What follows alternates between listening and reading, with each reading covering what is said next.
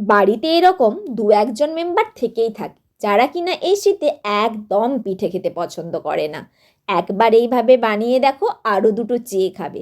প্রথমে সর্ষের তেল গরম করে কুচিয়ে রাখা পেঁয়াজ, রসুন, আদা, কাঁচা লঙ্কা, টমেটো দিয়ে হালকা ভেজে দিয়ে দেব হলুদ গুঁড়ো আর ম্যাগি মশলা, সাথে স্বাদ মতো লবণ। সব কিছু ভালোভাবে কষিয়ে সেদ্ধ করা আলু দিয়ে মশলার সাথে আলুটা ভালোভাবে কষিয়ে নিচ্ছি। এদিকে সুজি আর জল দিয়ে একটা ব্যাটার বানিয়ে নিচ্ছি।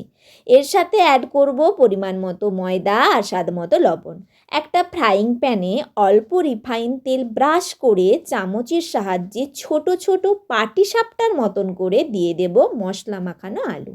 এপিঠ ওপিঠ ভালোভাবে ভেজে নিয়ে ঠিক এই রকমভাবে গরম গরম দিয়ে দেখো, খেতে লাগবে কিন্তু দুর্দান্ত। ভিডিওটি ভালো লাগলে চ্যানেলটি সাবস্ক্রাইব করার অনুরোধ জানালাম।